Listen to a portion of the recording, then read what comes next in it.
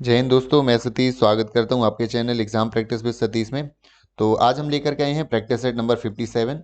इसका मतलब है लगभग 56 प्रैक्टिस सेट सॉल्व कर चुके हैं। और यदि आपने पुराने प्रैक्टिस सेट की प्रैक्टिस नहीं करी है तो please watch out these videos और जा कर के प्रैक्टिस करिए। और आज की वीडियो भी देखिए और अंत तक देखना मत भूलिएगा, क्योंकि आज की वीडियो काफ़ी इंपॉर्टेंट होने वाली है और जिसमें हम काफ़ी सारे क्वेश्चंस की प्रैक्टिस करेंगे और बहुत सारे नए प्रश्नों को सीखेंगे। तो आज की वीडियो का पहला प्रश्न, निम्नलिखित में से कौन सा अधिगम का रचनावादी विचार नहीं है? Which of the following is not a constructivist view of learning? Learning का एक रचनावादी विचार क्या नहीं है? तो अधिगम वैसा का वैसा हूबहू स्कीमा है। तो कॉन्सेप्चुअल स्कीमा है, as such as conceptual scheme, तो ये नहीं है। ये जो कॉन्सेप्चुअल स्कीमा नहीं है, तो यही प्रश्न पूछा गया था, कौन सा रचनावादी विचार नहीं है। बाकी देखें कि अधिगम एक सक्रिय अर्थ निर्माण प्रक्रिया है। तो learning is an active meaning making process, ये आपको पता है, एक्टिव जो है होती है लर्निंग। नया अधिगम अधिगमकर्ता के पूर्व अधिगम पर आधारित होता है। New learning is based on the learners previous learning, ये भी आपको पता है। और इंटरेक्शन के द्वारा होता है, ये भी पता है आपको कि सोशल सोशल इंटरेक्शन के द्वारा जो अधिगम होता है, सामाजिक अधिगम सुगम हो जाता है। बढ़ते हैं अगले प्रश्न की ओर।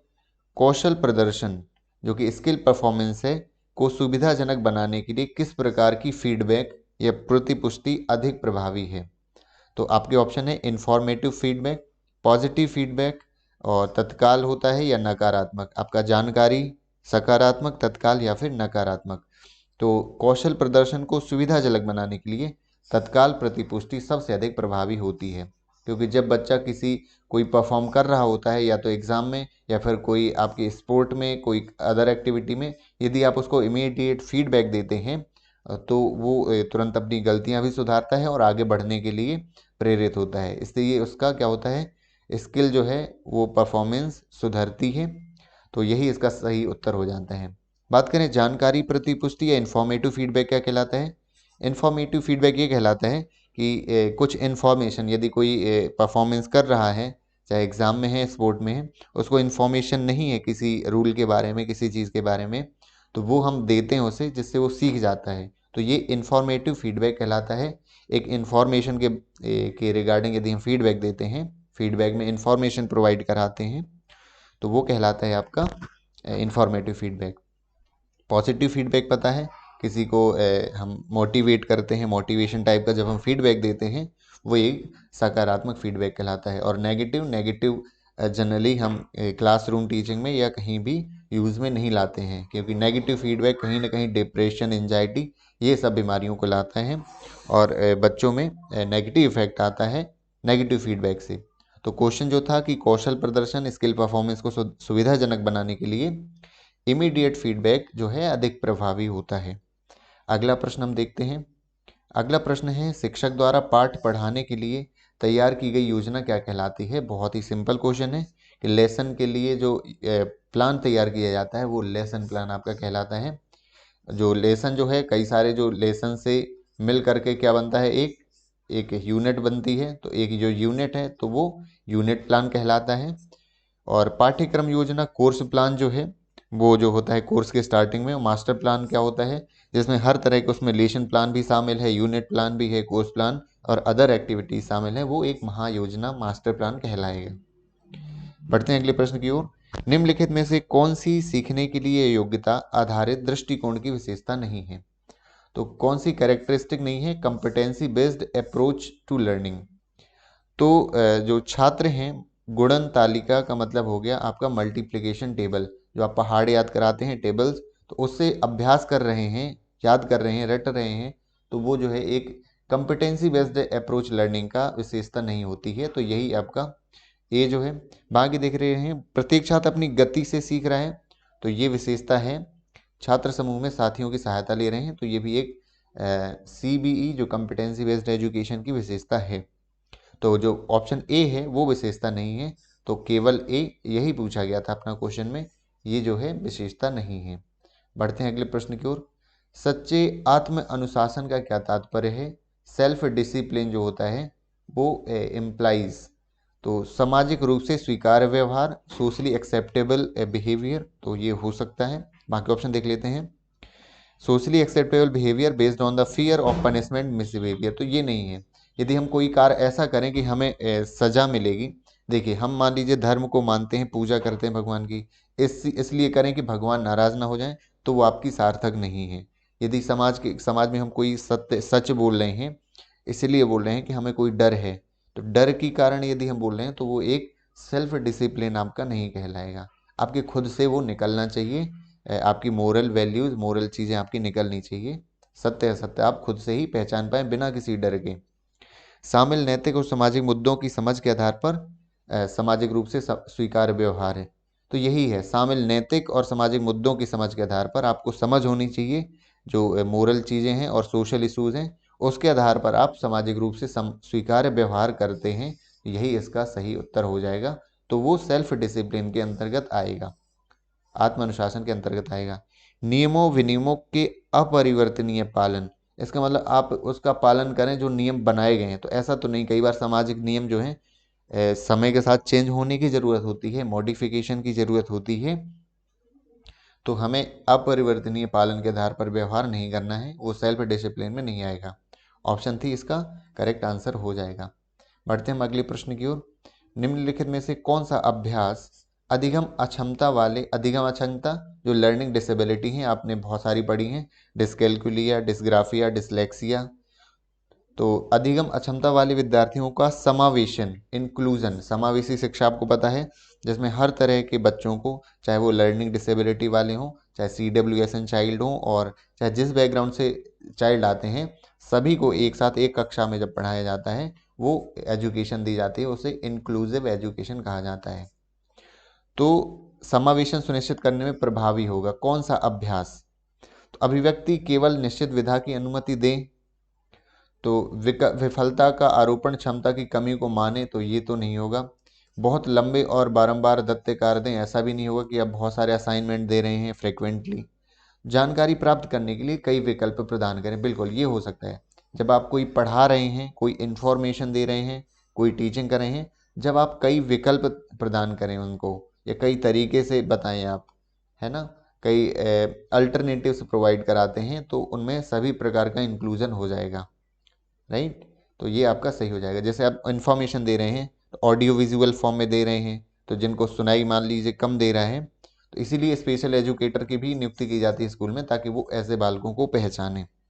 तो यदि कम सुनाई दे रहा है तो देख करके इन्फॉर्मेशन उस तक पहुंच जाएगी, राइट। तो कई विकल्प में प्रदान करें, ये ऑप्शन हो जाएगा, यदि हम लर्निंग डिसेबिलिटी वाले बच्चों को भी इंक्लूसिव एजुकेशन में ला रहे हैं। स्कूल स्वास्थ्य संबंधी समस्याओं से कैसे निपट सकता है? स्कूल में बच्चे अक्सर बीमार यदि होते रहते हैं, तो कैसे स्कूल निपटेगा इन बीमारियों से? स्कूल की अच्छी तरह से बनाई गई इमारत और स्वच्छता सुविधाओं की अच्छी संरचना सुनिश्चित करके, good infrastructure for sanitation facilities, ये हो सकता है। बाकी ऑप्शन देख लेते हैं। स्कूल के परिसर में एक डॉक्टर उपलब्ध करके, कि एक डॉक्टर हम बार बार, तो हम पहली बात, जब बात आएगी स्वास्थ्य की, तो हम पहले उसकी रूट कॉस्ट पे जाएंगे कि बीमारियां फैल कैसे रही, उन्हीं को ख़त्म करने की ज़रूरत होगी। स्वास्थ्य मुद्दों के लिए निधि उपलब्ध, कोई हम फंड प्रोवाइड कराएं, और श्वसन, अस्थमा, दस्त, इसके बारे में बुनियादी ज्ञान या फिर आपको बेसिक नॉलेज प्रोवाइड कराएं। सबसे सटीक जो उत्तर है कि स्कूल में आप बीमारियां दूर कर सकते हैं अच्छी स्वच्छता सुविधाओं और जो गुड इंफ्रास्ट्रक्चर करके, क्योंकि हम रूट ही उनकी मिटा देंगे जहाँ से बीमारियां पनप रही हैं, तो इन सब की ज़रूरत नहीं पड़ेगी। तो आपका ऑप्शन नंबर 1 जो है वो करेक्ट हो जाएगा प्रश्न क्रमांक 7 के लिए। आगे काफ़ी इंपॉर्टेंट प्रश्न है, IQ वाला क्वेश्चन है। IQ स्तर जो पठन रोगों को बुद्धिमत्ता की कमी से अलग करता है, जो इंटेलेक्चुअल डेफिशिएंसी जो आती है अलग करता है, वो कहलाती है लगभग आपकी 50। जिसका IQ 50 है तो वो किस में आएगा? इंटेलेक्चुअल डेफिशिएंसी में आएगा। ये आपको याद रख लेना है। अब यदि बात करें कि IQ जो है, IQ किसने खोज की है, तो IQ की जो खोज की है 1912 में, यदि बात करें तो विलियम स्टैन ने करी है। विलियम स्टैन ने करी है इसकी खोज। IQ निकाला कैसे जाता है? आपकी IQ यदि किसी बच्चे का निकालना है तो उसका जो फॉर्मूला होता है वो ये होता है, तो IQ का जो फॉर्मूला होता है वो होता है मेंटल एज, आपकी मेंटल एज इंटू जो रियल एज है इंटू 100। जैसे सोचिए ये आपका आ सकता है, क्योंकि आपका यदि क्वेश्चन बना के आ गया कि किसी बच्चे की मेंटल एज ये है और उसकी वास्तविक आयु ये है, तो उसकी आईक्यू निकालिए, तो आपको आना चाहिए। मान लीजिए कोई किसी की मेंटल एज जो है वो सोचिए 12.5 साल की है, 12.5 है, और उसकी जो एज है वो 25 साल की है, उससे जस्ट डबल है ना। तो ये कितना आ जाएगा, ये पॉइंट हट करके आ जाएगा आपका 50 आंसर। तो यदि यही वाला क्वेश्चन था कि 50 यदि है तो वो कैसा कहलाएगा, इंटेलेक्चुअल डिफिशियंसी कहलाएगा। तो उम्मीद है आपको ये समझ में आ गया होगा। और हम आईक्यू के अकॉर्डिंग बच्चों की जो है बांटें बच्चों को कि किस प्रकार वो बौद्धिक क्षमता वाले होंगे। तो बात करें यदि सबसे सुपीरियर में कि 130 प्लस जिसका आईक्यू होता है वो कहलाता है वेरी सुपीरियर इंटेलिजेंट, जो बहुत ज़्यादा अधिक इंटेलिजेंट, या फिर उसे गिफ्टेड चाइल्ड भी कहते हैं। उसे कौन सा, हिंदी में आपको उसे मेधावी छात्र कह सकते हैं, या अत्यधिक बुद्धि स्तर वाला बालक कह सकते हैं उसे। अब यदि बात करें कि तो 120 से 129 तक की, तो इसको सुपीरियर इंटेलिजेंट, सुपीरियर मतलब कि अधिक बुद्धिमत्ता, अधिक वो बुद्धिमान है, तो सुपीरियर इंटेलिजेंट कह सकते हैं, सुपीरियर इंटेलिजेंट। यदि ये आपको याद रखना है क्योंकि कई बार पूछ लिया जाता है। आपका 1 से 10 से लेके 119 तक है, तो उसे हाई एवरेज इंटेलिजेंट कहते हैं, हाई एवरेज इंटेलिजेंट कहते हैं, जिसको क्या कहेंगे, उच्च औसत, हाई एवरेज को कह देंगे उच्च औसत वाली बुद्धिमत्ता। यदि हम बात करें कि 90 से लेके आपका 110 तक है जिसका आईक्यू, तो उसे क्या कहेंगे, औसत बुद्धिमत्ता, या वो कैसा है, एवरेज इंटेलिजेंट है, औसत है वो, एवरेज इंटेलिजेंट है। अब इससे जब कम आते हैं तो फिर अलग आपके आ जाते हैं। 80 से यदि आपका 89 तक है तो सामान्य से कम बुद्धि है, एवरेज से कम आएगा, लो एवरेज आ जाएगा। इसी तरह यदि वो उसका 70 से लेके 79 तक है तो वो किस में आ जाएगा, आपका सीमा पर बुद्धिमत्ता, या फिर इसको क्या कहेंगे, इसको कह देंगे बॉर्डरिंग इंटेलेक्चुअल फंक्शनिंग, क्योंकि इससे से कम होगा तो वो फिर चला जाएगा किसमें, इंटेलेक्चुअल डिफिशियंसी में। तो उम्मीद है आपको समझ में आ गया होगा। बढ़ते हैं अगले प्रश्न की ओर। भारतीय संदर्भ में डैश डैश वैश्विक शिक्षक आवश्यकता वाले छात्रों SEN के अंतर्गत नहीं आते हैं। इसका पढ़ देता हूँ इंग्लिश में। In the context, in Indian context learner with special education need do not account. तो इसमें कौन कौन से नहीं आते हैं ये बताना है। स्पेशल नीड वाले तो आर्थिक पृष्ठभूमि से पिछड़े छात्र आएंगे, इसमें निचली जातियों के आएंगे, अक्षम आएंगे छात्र जो डिफरेंटली एबल्ड चिल्ड्रन है। लेकिन स्कूल को छोड़ने वाले ड्रॉप आउट जो छात्र हैं, स्टूडेंट्स हैं, वो इसमें नहीं आएंगे कि उनको स्पेशल एजुकेशन नीड की ज़रूरत है, क्योंकि वो उन्होंने ड्रॉप आउट या तो ऐसी चीज़ें होती हैं जिनको स्कूल कंट्रोल नहीं कर सकता है तभी तो ड्रॉप आउट हुआ, या फिर उसके जो बैकग्राउंड है पारिवारिक कारण को कोई अन्य कारण हो सकते हैं, तो वो विशेष स्पेशल उसको एजुकेशनल नीड की नहीं ज़रूरत होती है। बढ़ते हैं अगले प्रश्न की ओर। बच्चों के अधिगम अंतराल को पहचानना और उन्हें समझना क्या कहलाता है। तो आपने ये काफ़ी इंपॉर्टेंट क्वेश्चन है ये, इसकी बस लैंग्वेज चेंज है। लर्निंग गैप्स को क्या करना, आइडेंटिफाई करना, and plugging them is done through, किसके द्वारा करते हैं, वो कहलाती है रेमेडियल टीचिंग कहलाती है। आपने पढ़े रेमेडियल टीचिंग क्या कहलाती है, आपने असेसमेंट के थ्रू आपने उसकी पहचान ली, उसकी कमियां कहाँ रह गई हैं, और रेमेडियल टीचिंग के द्वारा क्या करते हैं, उसे समझते हैं और प्लगिंग देम आउट करते हैं, उन्हें दूर करते हैं उन कमियों को। कौन सा एक विकासात्मक विकार नहीं है, which of the following is not a developmental disorder. तो आपको ये बताना है। तो आपके ऑप्शन है कि आत्मकेंद्रता ऑटिज्म जो है, इसके बाद मस्तिष्क पक्षाघात जो होता है सेरिब्रल प्लेसी, अभिघात के बाद तनाव विकार, तो पोस्ट ट्रॉमेटिक स्ट्रेस डिसऑर्डर, तो यही है, ये आपका एक डेवलपमेंटल डिसऑर्डर नहीं होता है। ये आपने पढ़ा होगा, ये क्या कहलाता है, जब कोई बच्चा किसी सदमे में चला जाता है, या तो उसने किसी घटना को देख लिया है, किसी का मर्डर होते हुए, किसी की डेथ होते हुए, और जब वो बार बार याद करता है, उसे बाद में याद आती है उस घटना की, तो इसको बोलते हैं पोस्ट ट्रॉमेटिक स्ट्रेस डिसऑर्डर। तो ये एक विकासात्मक विकार नहीं है, ये आपका डेवलपमेंटल डिसऑर्डर नहीं है। बाकी जो आपके हैं ये सारे डेवलपमेंटल डिसऑर्डर होते हैं। आगे देखते हैं, स्कूल कैलेंडर तैयार करने के लिए ध्यान में रखे जाने वाले चरणों में क्या शामिल है। आपको बताना the step to be kept in mind for preparing a school calendar include. तो स्कूल कैलेंडर जब बनता है तो कार्य दिवसों की संख्या की गणना की जाती है, छुट्टियों रविवार की संख्या एक वर्ष से बाहर रख दिया जाता है, परीक्षा आयोजित करने के लिए आवश्यक दिनों की संख्या की गणना की जाती है। ये सारी चीज़ें जो होते हैं, ये इन चीज़ों का ध्यान रखना होता है, इनको शामिल करना होता है जब आप स्कूल कैलेंडर तैयार कर रहे होते हैं। केवी में जो है स्कूल कैलेंडर तो आपका आरओ से आपका तैयार होकर के आता है, स्कूल का कैलेंडर, छुट्टियों की लिस्ट हर तरह की, तो स्कूल में नहीं तैयार करना होता है। आगे देखते हैं, स्कूल में माता पिता के योगदान में बाधाओं को इस रूप में दिया गया है, केवल इस एक को छोड़ करके। तो barriers to parental contribution to the school are given as follow except for this. तो माता पिता की शिक्षा और रवैया, संवादहीनता, तो स्कूल के विकास में वास्तविक भूमिका के बारे में कम जागरूकता, तो ये सारी क्या है, बाधाएं हैं कि माता पिता की शिक्षा और एटीट्यूड जो एजुकेशन है यदि कम है तो एक बाधा है माता पिता की स्कूल में संवादहीनता है, और यदि स्कूल के विकास में वास्तविक भूमिका के बारे में कम जागरूकता है तो ये भी एक कैसी है, ये आपका बाधा होती है, बैरियर है एक पेरेंटल कंट्रीब्यूशन की। लेकिन यदि लैक ऑफ पॉलिसी है तो ये किसी प्रकार का ये बाधा नहीं है माता पिता की, इसमें माता पिता की, पेरेंट्स की कोई गलती नहीं होती है। तो ऑप्शन नंबर 1 ये करेक्ट आंसर हो जाएगा।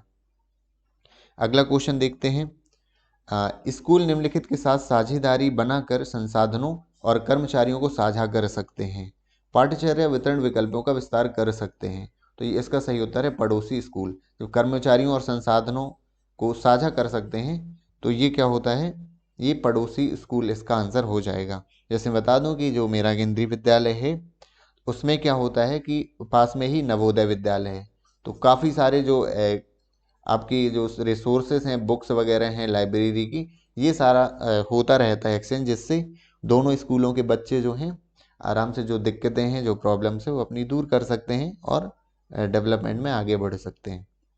अगला क्वेश्चन देखते हैं, निम्नलिखित में से कौन सी समावेशी शिक्षा की विशेषता नहीं है। काफ़ी इंपॉर्टेंट क्वेश्चन है, इंक्लूसिव एजुकेशन की विशेषता नहीं है।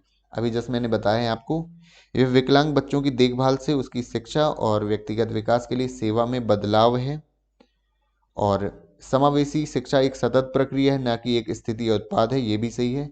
हमेशा ही आपको इंक्लूसिव एजुकेशन, कोई ऐसा नहीं है कि एक टाइम में आके इसको ये सफल माना जाएगा, हमेशा ही इसको चलते रहना है। यह केवल विशेष आवश्यकता वाले छात्रों के अधिगम को बढ़ाती है, यह बिल्कुल नहीं है। ये सब, इसमें सभी प्रकार के छात्र जो हैं शामिल होते हैं। तो क्वेश्चन ये था कौन सी विशेषता नहीं है, तो ऑप्शन नंबर 3 जो है ये विशेषता नहीं है आपकी समावेशी शिक्षा की। बढ़ते हैं अगले प्रश्न की ओर, स्कूल निम्नलिखित के साथ साझेदारी बना करके, ये तो इसका आंसर पड़ोसी स्कूल हो गया था। बढ़ते हैं अगले प्रश्न की ओर, कौन समावेशी शिक्षा, ये तो रिपीट हो रहे हैं क्वेश्चन। अगला क्वेश्चन देखते हैं, स्कूल पर्यवेक्षण, जो स्कूल सुपरविजन होता है, स्कूल का जब इंस्पेक्शन होता है, इसकी प्रभावशीलता का आकलन, इफेक्टिवनेस जो है, किस संदर्भ में किया जाना चाहिए।